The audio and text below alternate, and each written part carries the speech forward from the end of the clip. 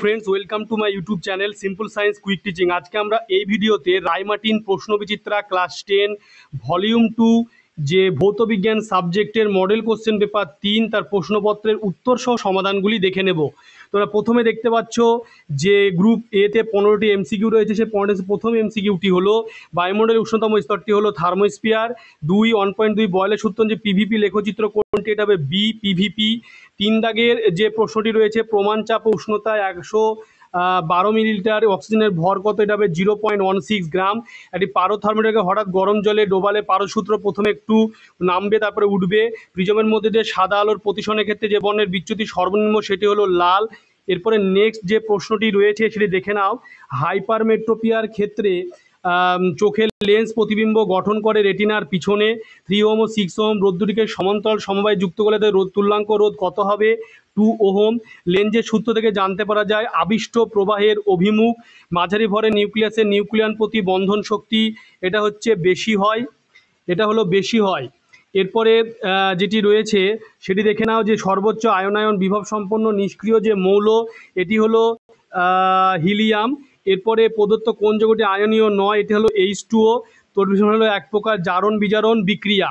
এরপরে নেক্সট যে এমসিকিউটি রয়েছে সেটি ভালো করে দেখে নাও যে লাইকার যে অ্যামোনিয়া, সে লাইকার অ্যামোনিয়া দ্রবণে অ্যামোনিয়ার পরিমাণ 35%। ডুরালুমিন সংকোচনের প্রধান উপাদান এটি হলো অ্যালুমিনিয়াম। একটি জৈব ভঙ্গুর পলিমার এটি হলো পলিল্যাকটিক অ্যাসিড। 15টি এমসিকিউ হয়ে গেল। এবারে গ্রুপ বিতে যে তোমার প্রশ্ন রয়েছে, প্রথম যে প্রশ্নটি যে এমন একটি শক্তি উৎসের নাম লেখো যার উৎস সূর্য নয়। এই প্রশ্নের উত্তর হবে ভূতাপীয় শক্তি যার উৎস সূর্য নয়। এরপরে নেক্সট যে প্রশ্ন রয়েছে সত্য অথবা মিথ্যা লেখো। ট্রোপোস্ফিয়ার প্রতি 1000 মিটার উচ্চতা বৃদ্ধিতে 6.4 ডিগ্রি সেন্টিগ্রেড উষ্ণতা হ্রাস পায়, এটি হবে সত্য। 2.2 দাগে। এবার নেক্সট রয়েছে 2.3 দাগে 1 মোল ভরের কোন গ্যাসের পিভি/টি রাশিটির এসআইতে মান কত। এসআইতে মান হলো joule mole to the power -1 K to the power -1। এটা হলো একক। Joule mole to the power -1 K to the power -1, এটা হলো একক। এরপরে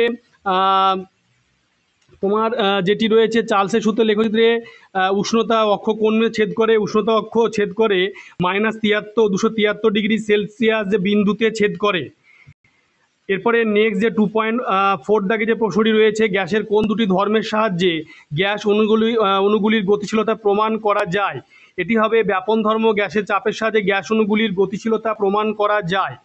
এরপরে নেক্সট যে প্রশ্ন রয়েছে 2.5 দাগে তাপ প্রয়োগে আয়তন কমে এমন একটি পদার্থের উদাহরণ দাও। তাপ প্রয়োগে আয়তন কমে এমন একটি পদার্থের উদাহরণ হলো পিতল। এরপরে নেক্সট যে কোশ্চেন রয়েছে 2.6 দাগে একটি আলোকরশ্মি কোনো অবতল বক্রতা কেন্দ্র দিয়ে গেলে আপতন কোণ কত হবে, আপতন কোণ হবে 0 ডিগ্রি। 2.6 দাগে।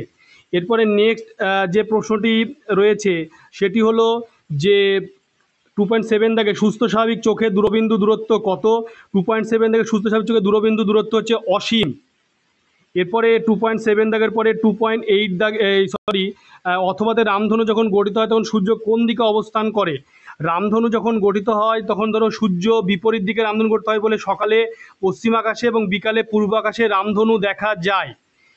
এরপরে নেক্সট যে প্রশ্ন রয়েছে অথবা যে প্রশ্নটি হয়ে গেল। এরপরে 2.8 দাগে দেখতে পাচ্ছ উষ্ণতা বৃদ্ধিতে ধাতব পরিবাহীর পরিবাহিতা কী রূপে পরিবর্তিত হয়।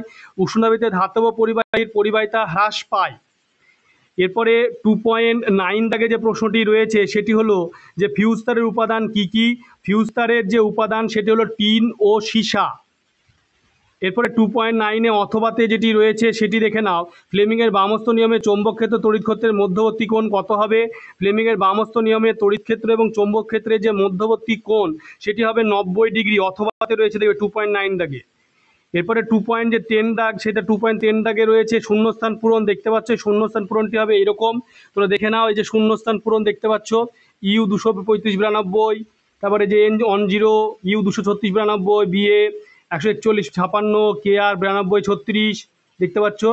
এরপরে 2.11.1 যে ডান বাম মেলানো সেটি ভালো করে দেখে নাও। যে 11 একটি সন্ধিগত মৌল হচ্ছে নিকেল। তেজস্ক্রিয় স্বল্পস্থায়ী খাদ্যধাতু ফ্রান্সিয়াম। তড়িৎ বিশ্লেষণে ব্যবহৃত পাত্র হচ্ছে ভোল্টমিটার। আর অ্যামোনিয়া অনুঘটকীয় জারণে উৎপন্ন হয়েছে NO।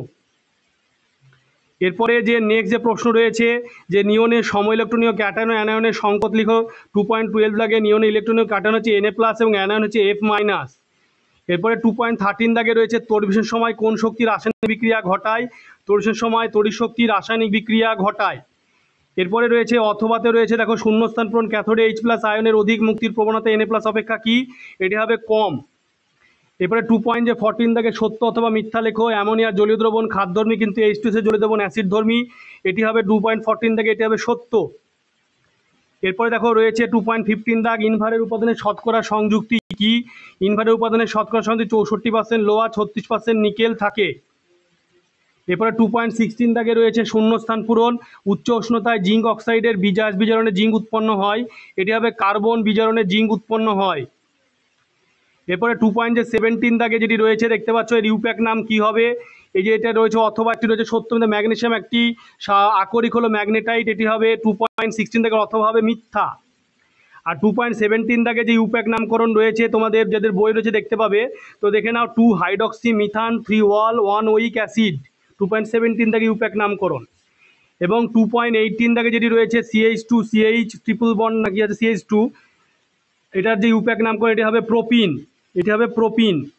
এরপরে যেটি রয়েছে ইথেন, ইথিলিন আর অ্যাসিটিলিনের সমগণীয় যৌগের সংকেত, ইথিনের সমগণীয় যৌগ হচ্ছে প্রোপেন, ইথিলিনের সমগণীয় যৌগের সংকেত হলো প্রোপিলিন, অ্যাসিটিলিনের সমগণীয় যৌগের সংকেত হলো মিথাইল অ্যাসিটিলিন। এরপরে যেটি রয়েছে যে পাওয়ার অ্যালকোহল কি, পাওয়ার অ্যালকোহল যে দেখতে পাচ্ছ যেটি উত্তর দেখে নাও তোমরা, পাওয়ার অ্যালকোহল কি তোমরা উত্তরটি দেখে নিতে পারছো, দেখে দেখে লিখে নিবে। এরপরে 3.1 অথবা যে জীবাশ্ম জ্বালানি সংরক্ষণের প্রয়োজনীয়তা কি, এই অথবার প্রশ্নটি তোমরা দেখতে পাচ্ছ, অথবা প্রশ্নটি দেখে দেখে তোমরা লিখে নিবে। এরপরে তোমরা দেখতে পাচ্ছ যে 3.2 দাগ, সে 3.2 দাগে দেখছো একটি বায়ুপূর্ণ বেলুনকে চন্দ্রবিশ্বে নিয়ে গেলে কি ঘটবে, এটি হচ্ছে উচ্চচাপে থাকা বায়ুপূর্ণ বেলুনকে চাঁদে নিয়ে গেলে বেলুনের বাইরে বায়ুচাপ অপেক্ষা ভেতরে বায়ুচাপ বেশি হবে, চাপের সমতা বজায় রাখার জন্য বেলুনটি আয়তনে প্রসারিত হওয়ার চেষ্টা করবে অথবা বেলুনটি আয়তনে বাড়তে থাকবে, একসময় বাড়তে বাড়তে বেলুনটি ফেটে যাবে। এরপরে যে দেখতে পাচ্ছ যে নেক্সট যে প্রশ্ন রয়েছে যে একটি হ্রদের তলদেশে যে বায়ুর বুদবুদ জলের উপরে আসলো, আয়তন পূর্বের আয়তনে 6 গুণ হয়ে গেল, ব্যারোমিটার উচ্চতা 75 সেন্টিমিটার, জলের গভীরতা, তাহলে এখানে দেখো হ্রদের গভীরতা H মিটার ধরছো, হ্রদের গভীরতা H মিটার, ব্যারোমিটার উচ্চতা 75 সেন্টিমিটার থেকে ওটাকে মিটার করতে হবে 0.75, সেই 0.75কে 13,600 এবং 9.8 দিয়ে গুণ করলে 99,960 নিউটন মিটার টু দি পাওয়ার -2। পিওনের যে সূত্রটি রয়েছে সেখানে তোমাকে করতে হবে P + HPG, P মানে 99,960, H আছে, P মানে হচ্ছে আবার জলের সেই রো আছে রোজি 1000 × 9.8, তাহলে 9800 সমান H হয়ে গেল, এটা হয়ে গেল, এটা বেরিয়ে গেল P1, P2 99,960, V1 সমান V, V2 সমান 6V, P1 V1 P2 V2 সূত্র যে সাজিয়ে নিয়ে H এর মানটা কাটাকুটি করে বের করে নিতে হবে। তোমরা দেখতে পাচ্ছ H এর মানটা কাটাকুটি করে বের করে নিতে হবে, দেখতে পাচ্ছ অঙ্কটি। এরপরে তোমার যেটা রয়েছে 5 × 10⁴ হার্জ কম্পাঙ্কের আলোক তরঙ্গ 1.5 প্রতিসংখ্যক কোনো মাধ্যমে প্রবেশ করলো, ওই মাধ্যমে আলোক তরঙ্গটি তরঙ্গ দৈর্ঘ্য বেগ নির্ণয় করো, শূন্যস্থানে আলোর বেগ বলা আছে, সেই অঙ্কটি কিভাবে করবে সেটি তোমরা দেখে নাও। আমরা জানি যে কোনো মাধ্যমে প্রতিসরাঙ্ক শূন্য মাধ্যমে আলোর বেগ বা ওই মাধ্যমে আলোর বেগ, প্রতিসরাঙ্ক 1.5, তাহলে শূন্য মাধ্যমে আলোর বেগ হচ্ছে যেটা দেওয়া আছে দেখতে পাচ্ছ, তাহলে 1.5 = 3 × 10⁸ বা ওই মাধ্যমে আলোর বেগ করবে V, তাহলে 3 × 10⁸ বাই হচ্ছে 1.5, কাটাকুটি করবে 2 × 10⁸ মিটার পার সেকেন্ড। এরপরে V = n × ল্যামডা করে, এটা V মানে বেগ, n মানে হচ্ছে তরঙ্গ দৈর্ঘ্য, ল্যামডা মানে হচ্ছে কম্পাঙ্ক, এটা থেকে তোমাকে V এর মানটা 2 × 10⁸ এবং n এবং ল্যামডার মান হচ্ছে 5 × 10⁴ হার্জ দেওয়া আছে, তাহলে 2 × 10⁸ বাই হচ্ছে 5 × 10⁴। এবার n এর মানটা বের করতে হবে, কাটাকুটি করে তোমার বেরোয় যাবে 4000। এরপরে তোমরা দেখতে পাচ্ছ এটা লেন্সের অঙ্ক দেওয়া আছে, ক্ষমতা 2.5D প্লাস আছে, ফোকাস দৈর্ঘ্য প্রকৃতি নির্ণয় করো। অঙ্কটি তোমরা দেখতে পাচ্ছ যে ফোকাস দৈর্ঘ্য কী করে, লেন্সের ক্ষমতা 100/f আছে, 100/f = 2.5, ক্ষমতা জায়গায় বসে গেল, 100/2.5 কাটাকুটি করলে কত 40 সেন্টিমিটার, যেহেতু তোমার লেন্সের ক্ষমতা ধনাত্মক তাই লেন্সটি হবে উত্তল লেন্স, এটা তোমরা বুঝতে পারছো, লেন্সটি উত্তল লেন্স হবে। এরপরে যে প্রশ্নটি রয়েছে সেটি তোমরা ভালো করে দেখে নাও যে ডায়নামো বৈদ্যুতিক মিটারের মধ্যে পার্থক্য তোমরা দেখতে পাচ্ছ, ডায়নামো বৈদ্যুতিক মিটারের মধ্যে পার্থক্যটি দেখে নাও, দেখতে পাচ্ছ। এরপরে নেক্সট যে প্রশ্ন রয়েছে LH গঠনকালে অষ্টক সূত্র লঙ্ঘিত হয় কেন, সেই প্রশ্ন উত্তরটি দেখতে পাচ্ছ, অষ্টক সূত্র কেন লঙ্ঘিত হয়। এরপরে 3.5 এর পরে 3.6 জায়গায় তোমরা দেখতে পাচ্ছ যে CH3 যৌগটি তড়িৎযোজী না সমযোজী, অবশ্যই এটি হচ্ছে সমযোজী, তোমরা দেখতে পাচ্ছ তো এটি অবশ্যই সমযোজী, দেখে নাও। এরপরে তোমরা দেখে নাও যে ডায়নামো তো গেল, এবার তোমার কোনটি সমযোজী কোনটি তড়িৎ, KCl তড়িৎযোজী, NO2 সমযোজী, O2 সমযোজী, গ্লুকোজ সমযোজী। এরপরে 3.7 আছে H2S এর সংশ্লেষ রৌপ্যমুদ্র তৈলচিত্র বাতাসে রাখলে কি হয়, দেখো কালো হয়ে যায় কেন। এই প্রশ্ন উত্তরটি তোমরা দেখে নাও ভালো করে, তৈলচিত্র এবং রৌপ্যমুদ্র কি হতে পারে। এরপরে তোমাদের যেটি রয়েছে যে সক্রিয় শ্রেণীতে যে ওপরের দিকে অবস্থিত ধাতুগুলি কোন, না সরি 3.8 আছে তরুণ পদে ধাতু প্রদত্ত বিক্রিয়াটি কোথায় ঘটবে এবং জারণ না বিজারণ। তাহলে এটা দেখে নাও যে বিক্রিয়াটি ক্যাথোডে ঘটে এবং অবশ্যই বিক্রিয়াটি বিজারণ বিক্রিয়া, দেখে নাও উত্তরটি দেখতে পাচ্ছ। এরপরে 3.8 দাগের পরে তোমরা দেখতে পাচ্ছ যে অথবা রয়েছে সক্রিয় শ্রেণীর ওপরে দিকে অবস্থিত ধাতুগুলি কোন পদে নিষ্কাশন করে উদাহরণ সহ আলোচনা করো। এটা দেখতে পাচ্ছ নিষ্কাশন কোন পদে করা হয়, দেখে নাও উত্তরটি দেখতে পাচ্ছ। তড়িৎ বিশ্লেষণ পদ্ধতিতে করা হয় এবং এটা অ্যালুমিনিয়ামের মানে উদাহরণটা দেওয়া হয়েছে, দেখতে পাচ্ছ উত্তরটি। এরপরে প্রশ্ন রয়েছে কার্যকরী মূলগত সমবায়তা এবং তার উদাহরণ।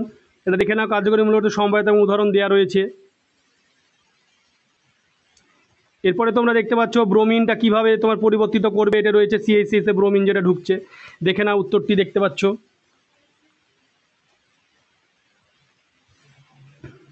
তোমরা ভিডিওটিকে বেশি করে শেয়ার করবে এবং চ্যানেলটিকে অবশ্যই সাবস্ক্রাইবের পাশে থাকা বেল আইকনটি তোমরা প্রেস করবে, তার পরবর্তী ভিডিও নোটিফিকেশন তোমাদের কাছে পৌঁছে যায়।